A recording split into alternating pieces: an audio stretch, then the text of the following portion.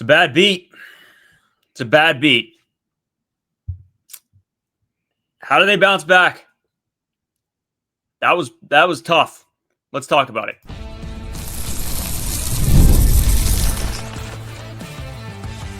You are Locked On Blue Jays, your daily Toronto Blue Jays podcast.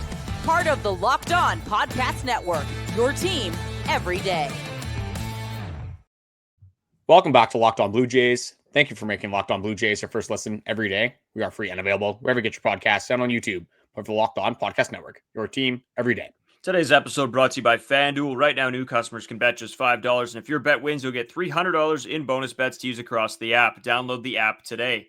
As always, I'm Brayden Iwasko. He's Carter First. You can find us on Twitter, Brayden5Iwasko, Carter First too, as well on Instagram and TikTok at Locked On Blue Jays. If you're not following our main Twitter account yet, go do that at Locked On Jays. And if you haven't hit the subscribe button on YouTube, do that as well. It helps us out a ton. You guys absolutely killed the last video. You guys, that was by far our most viewed video of all time. The likes, the comments, the subscribers, all you guys absolutely knocked out of the park. So huge shout out to you. And I thought it was going to give us good juju, or I don't know, for this game. It didn't. That was a bad beat. We were live for like 3.5 hours. I think me and Carter should almost never go live again at this point, because it seems like when we do, the Toronto Blue Jays don't win. A lot to get into. We're going to talk about the problem areas here. We got it. We're going to tee up, spend a lot of time teeing up and sort of throwing around an idea, probably back and forth from me and Carter, about Game 4. Carter, my man, where do you want to start? I mean, it just, I guess, first thoughts and feelings. It wasn't good.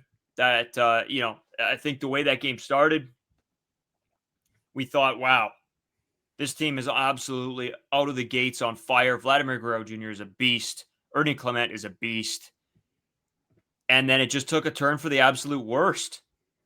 And this team just could not pull themselves out of it. They lost the momentum, and that was it. Like, you started to see things turn, and then it was like, oh my God, here we go.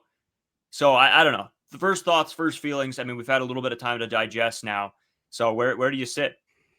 It feels like a waste. It feels like a waste of a very good opportunity that the Toronto Blue Jays had to end a series without really any stress. Like, it was going to be a very dominating series, like an absolute beatdown the way it was looking throughout the first 2.5 innings, honestly. Like, Vladimir Guerrero Jr., first inning, once again, guys on the loose. He's on a different planet. Like, we're absolutely fired up. Sure, all you guys were fired up as well.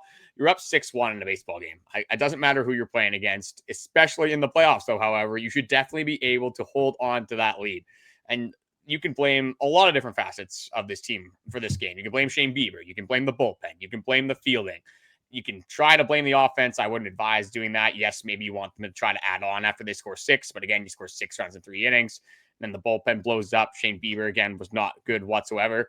So I think that's like the biggest thing is, like, if you're going to blame anybody, like, that's where I was kind of seeing this online. It's like, oh, who are we going to blame for this game? You can kind of blame everybody. Like, you can blame pretty much the entire roster for this loss because, again, you had 3 errors. Like, everyone in the bullpen was not very good. It sucks. It sucks. It just completely changed the momentum. And that's kind of where I'm getting a little bit nervous, is that you had Shane Bieber going and starting in Game 3, and it was already planned out to be a bullpen game in Game 4. And then you don't get length from your starting pitcher, and your bullpen gets absolutely blown up by the New York Yankees lineup. Doesn't make me feel good going into a Game 4 series. So yeah, a lot of people to blame. It just has to be better on a lot of fronts. So let's talk about it. Let's talk about some of the problem areas for one. Let's start with the defense. Yeah. You can't make errors like that. IKF is in there for one reason. For the defense. And he wants to kick a ball around. And don't get me wrong, right? Bichette's playing. IKF doesn't probably touch the field. I don't really understand this. I don't love the fact that IKF was in this game. We were talking about it when the lineups came out a little bit, Carter, on the live stream.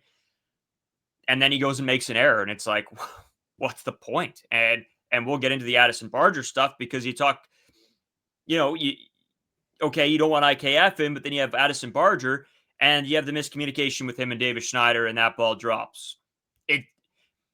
Let's start with the IKF one, because that's where a lot of people are pretty pissed off right now, is that why is IKF getting playing time?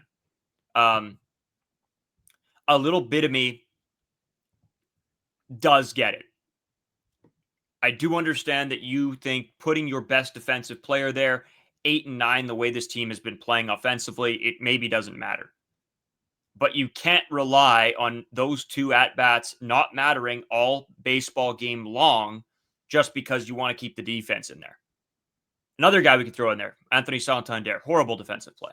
When you have George Springer sitting on the bench, much as you like the offensive player, DH, whatever, to have George Springer, who's a competent defender, not play in the field because you want to keep the momentum of this offensive player garbage around?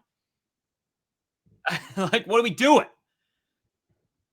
So take it wherever you want. I was, to be honest with you, as bad as the play from Addison Barger and David Schneider were, that the miscommunication there, I'm almost more mad about the IKF one because I expect him to make that play.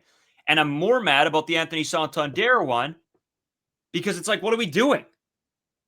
And I like Anthony Santander. I want him in the lineup. He was having good at-bats. But why is he not your DH?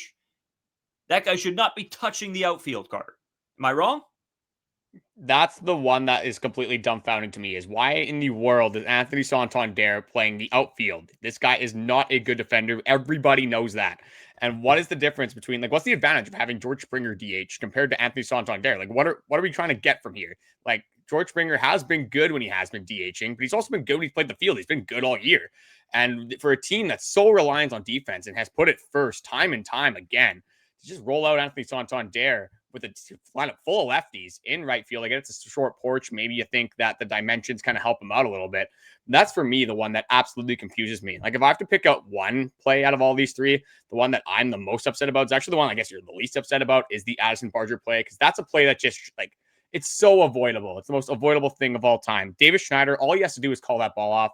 I'm not sure if he was calling that ball off. Like, I didn't watch the playback when I was looking at it live. It didn't look like he was talking too much, but Addison Barger just misreads the play completely. Again, you got to catch the ball. Like, that's just as simple as it is. It's like, you have to catch the ball. And then that obviously leads to a lot of runs from the New York Yankees. And then in that first inning, IKF, it makes a lot of sense that he's in this lineup. Like, that did not surprise me whatsoever. It's just like, the reason that you are in this lineup is because you're there to play defense. You're there because Bichette's not there. That's why IKF is playing. If Bichette was in this lineup and was healthy, IKF's probably not even on this roster, to be completely honest. But you're putting him there because of, like you said, the offense has been so good, and because he's supposed to be able to play good defense. And what happened that first inning? You took the momentum. It's exactly what we talked about. Score early, deflate the fans. The fans were completely out of it early on. Vladimir Guerrero Jr. gets booed, makes them pay.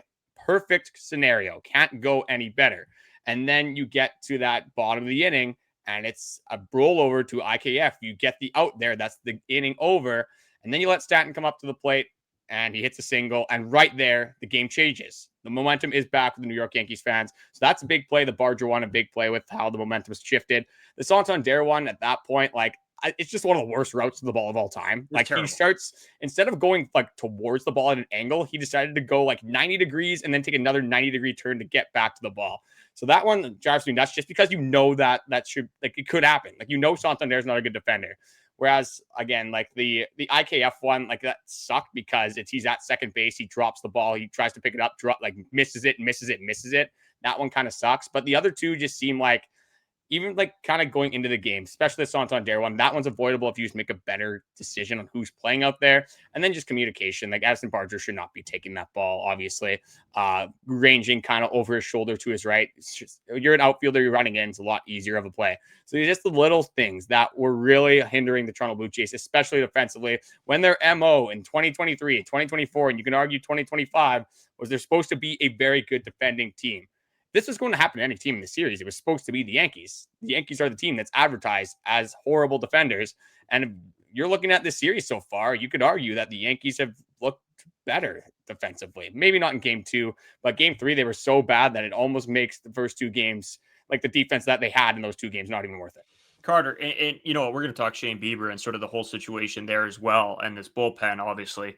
But this was the turning point of the game. And I hate to say it, the IKF, and you're right, actually. The other 2 plays are more impactful, or are worse. The Barger play literally led to the Aaron Judge home run, which is unfortunate. I think what the IKF play does is it sets up Shane Bieber for failure. And that's my biggest problem. Shane Bieber gets out of that inning without giving up a run. He gets out of that inning without giving up a run. And maybe it goes differently. Again, I can't say hindsight's 2020, but that play leading to that run, giving the momentum back to the Yankees, is what sets this game up. The Addison Barger play was terrible. Addison Barger's calling David Schneider or calling everybody off. You can see him do the wave. Yeah. And then he's just not under the ball. And had no idea where it was. And David Schneider playing the outfield has to call him off of that. I don't care how much Addison Barger's calling for that.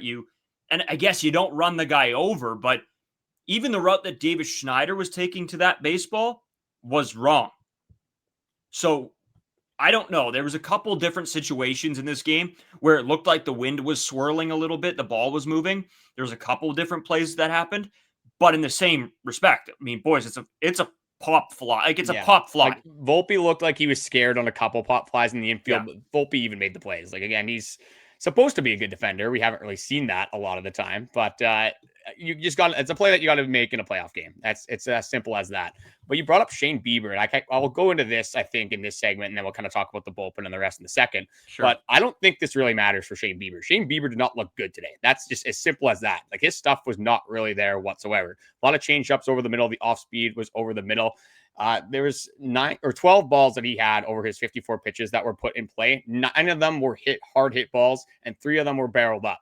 It looked like that Shane Bieber was lucky that he gave up 2 runs. Like, they were on his pitches like the entire game. It didn't matter if they were over the middle, if they were outside of the strike zone. Like Aaron Judge, this game hit. I think almost all of his hits were outside of the strike zone.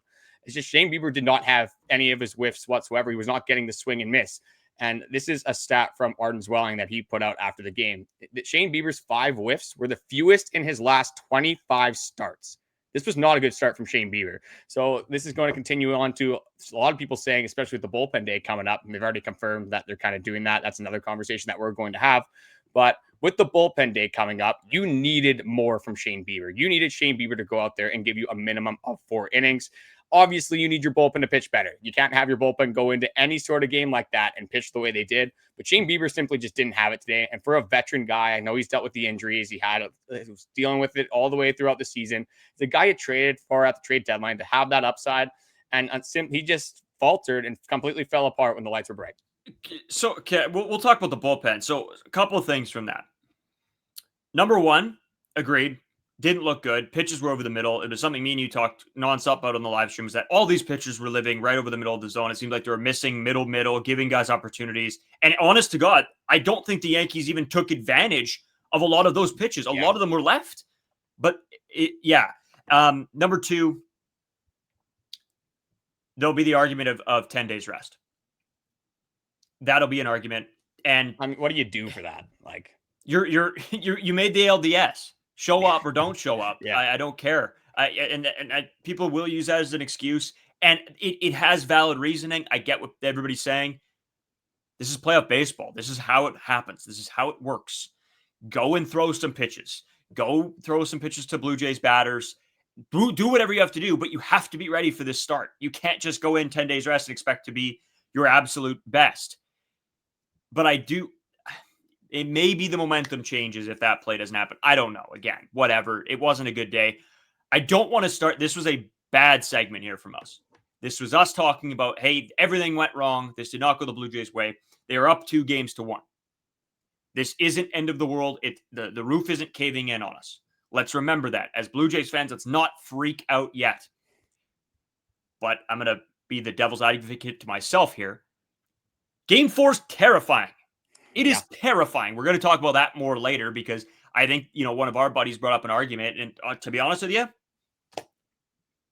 I might be here for it. But let's take a quick break, Carter. We'll come back. We'll talk a lot more about this bullpen, get into some of the offensive numbers as well before we start teeing up Game 4. We might honestly just do that next segment because this might take us a while. We'll be right back.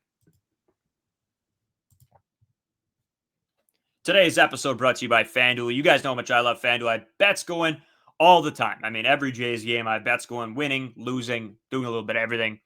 don't take my betting advice is what I'd say. The NFL season is here. FanDuel has an offer you don't want to miss. Right now, new customers can bet just $5, get $300 in bonus bets if that one wins. That's right. Pick a bet, put down $5, and if it hits, you'll unlock $300 in bonus bets to use across the app.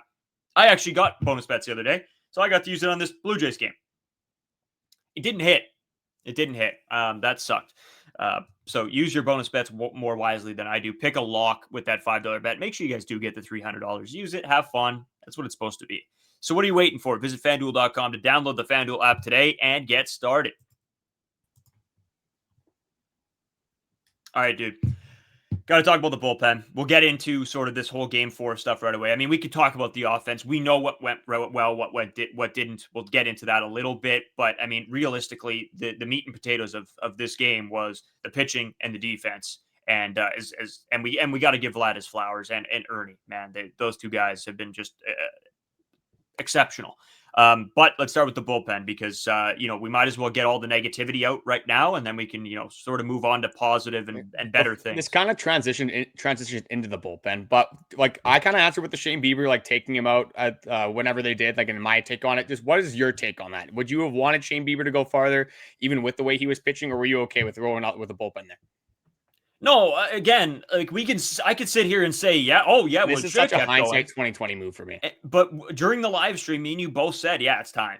It's time. He doesn't look good, right? We looked at each other on that and we're talking to the people. So I'm not going to sit here and say, they could have left him in and who knows, they need to get length. Well, if you have still a chance to win and you're up still, why would you not try to take advantage of that and go to the bullpen? So no, I'm not going to sit here and say, I'm the big genius and I think they should have left him in. No, I thought it was the right move to take him out. This bullpen has to be better. That is plain and simple.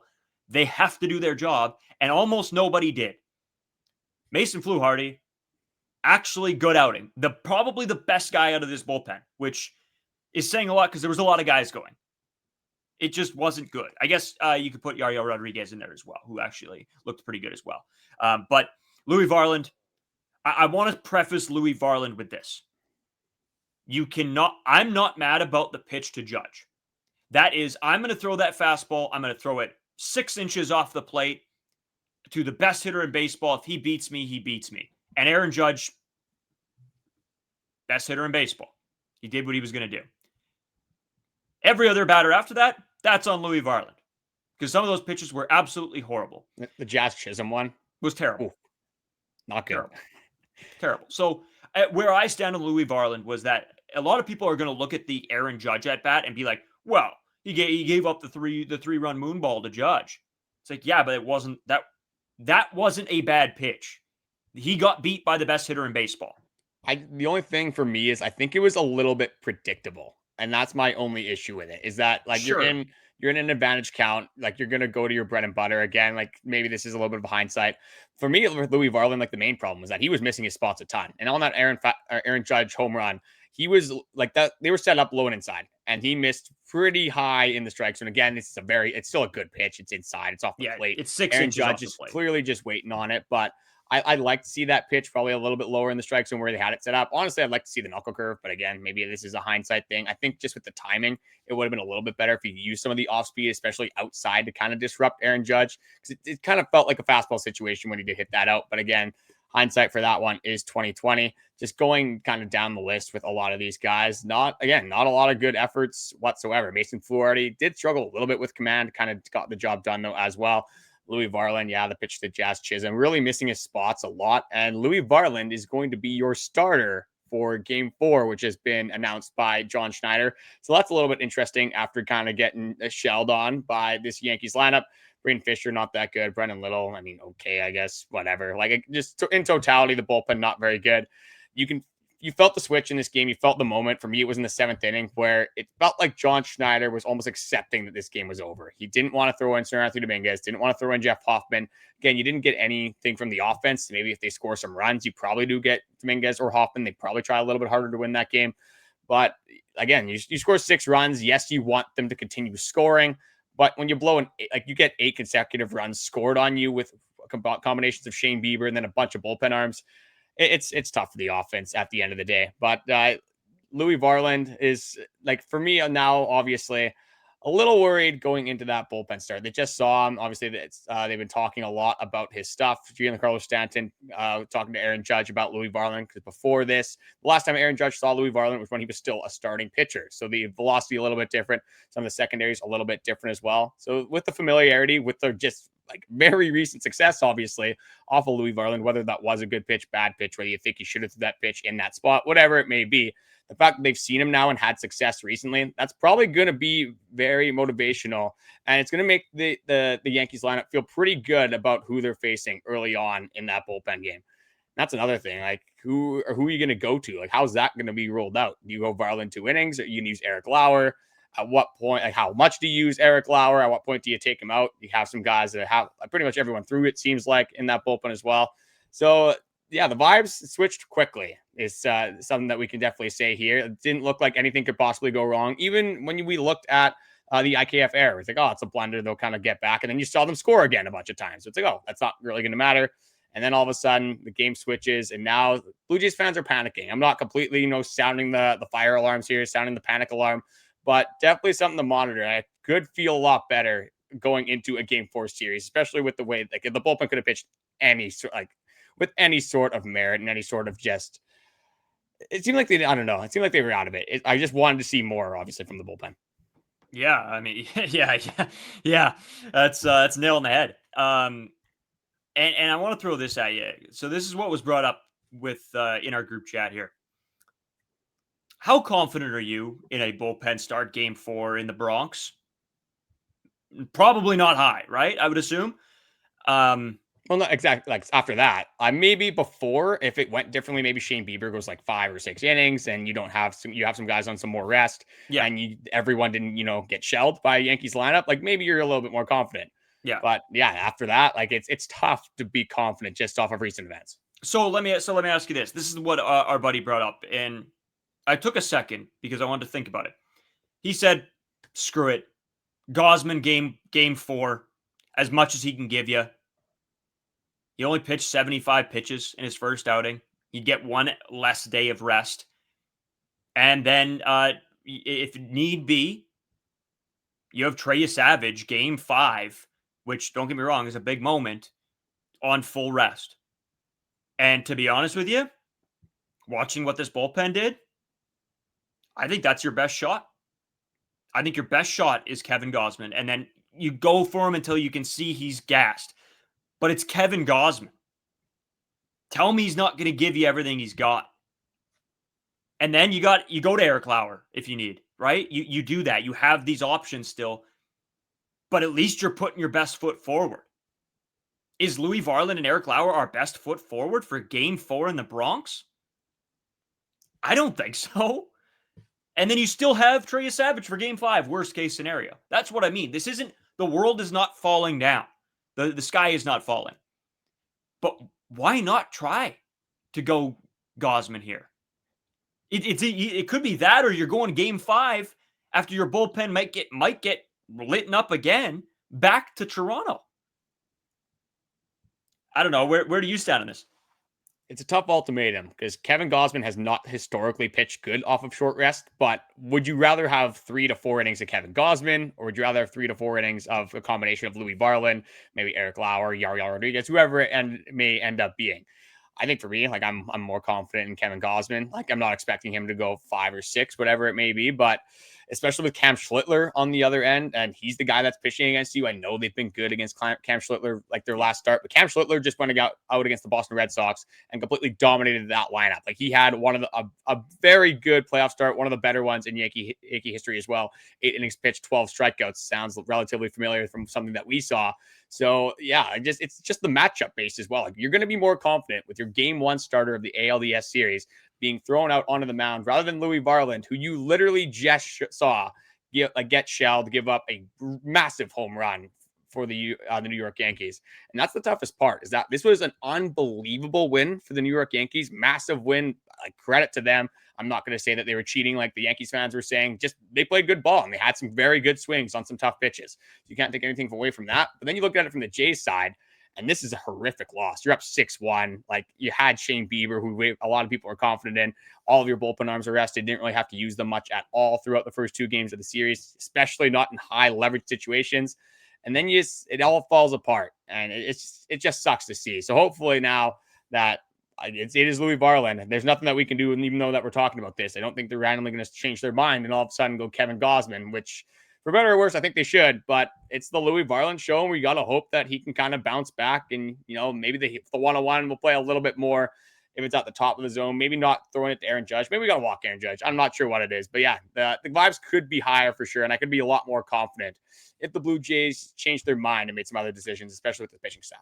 Yeah, Carter, let's take a quick break. We're going to come back. We're going to chat a bit about what this offense has been able to do and just sort of what Vladdy himself has done. And we're going to sort of roll that into game 4. What can this offense bring? We'll do all that when we come right back. Today's episode is sponsored by Bichette. Guys, you've probably heard of Viagra or Cialis. Maybe you have even tried them. But if you're looking for something beyond the usual pill, it's time to meet Bichette Go Long. The process is simple. Connect with a board-certified doctor 100% online, and if prescribed, your treatment ships discreetly right to your door. Ready to level up your confidence in the bedroom? Head to rugiet.com and use promo code LOCKEDONMLB for 15% off your first order. That is rugiet.com, promo code LOCKEDONMLB. Make sure you use our code so that they know that we sent you. So, Carter, as we continue on, obviously, I want to talk a little bit about Vladdy and just how this sort of maneuvers let's get the positive spin zone going at least a little bit for the third segment. That's what I'm thinking. Yeah, let's talk about this offense. They have been very good. And one guy, Vladimir Guerrero Jr., 2 for 4 again, 2 runs scored, 2 RBI, home run, and a massive home run. That silenced the crowd. Vladdy has been extraordinary. He has been unbelievable. And it just sucks that this loss happened in that game because Vladdy was owning the Yankees. Ernie Clement, dude. Unbelievable day. 4 for 4, 1 run scored, 1 RBI. He was just battling up there. And you know what? Anthony Santander at the plate, I thought had a really, really good day. Defensively, not so much. Offensively, good. I really think he's battling up there, even with 2 strikes, fouling pitches off, working counts. David Schneider, 1 for 3. He was working some counts, scored twice.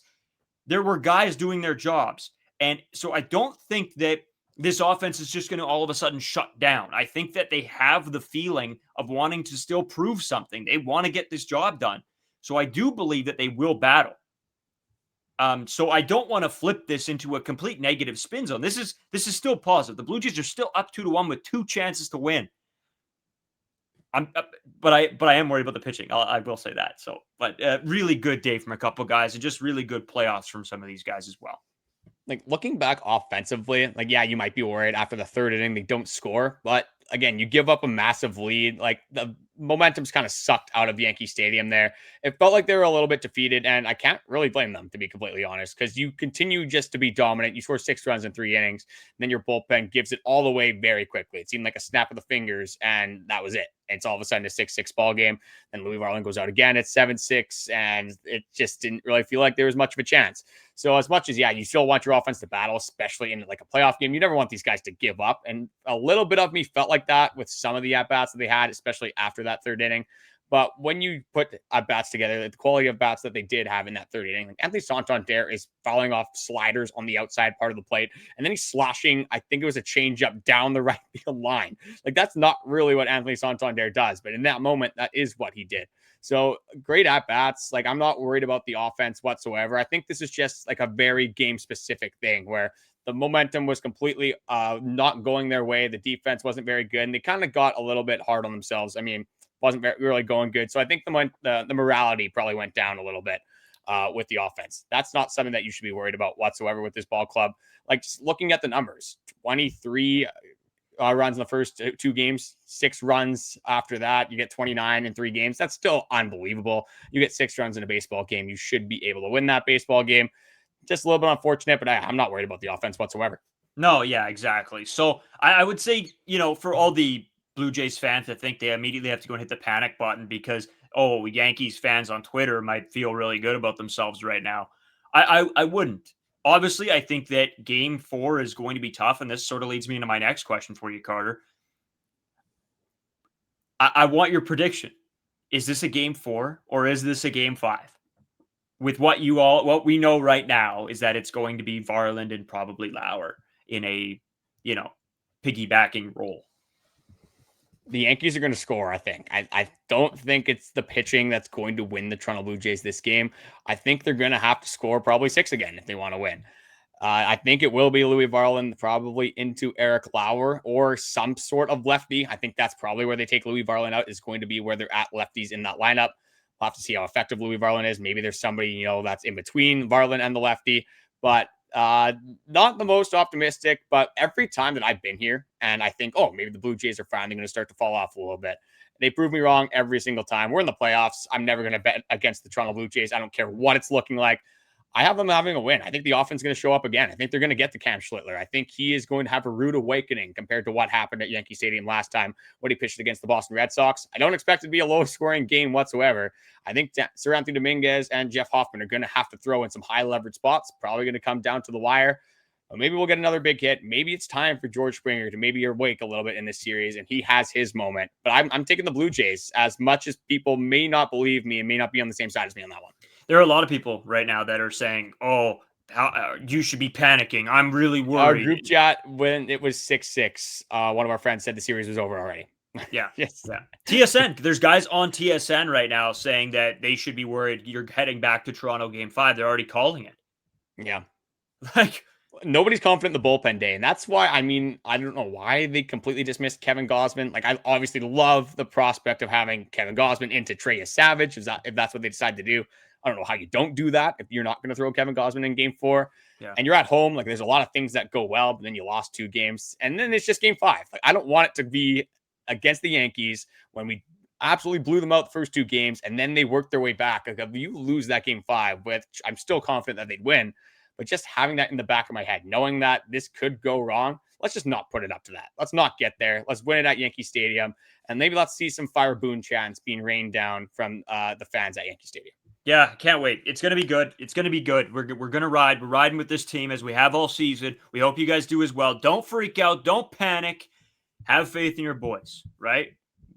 They're here. They're showing up. The offense is here. Vladimir Guerrero Jr., with what he's done so far, will lead this team hopefully as far as humanly possible. You didn't even let the people know. What's your prediction? What do you got going? You got a game 5? You already know. I'm always the positivity. Taking the whatever says sweep the guy. series Come win. on, says the guy that said they weren't going to win the American League East when it was going bad.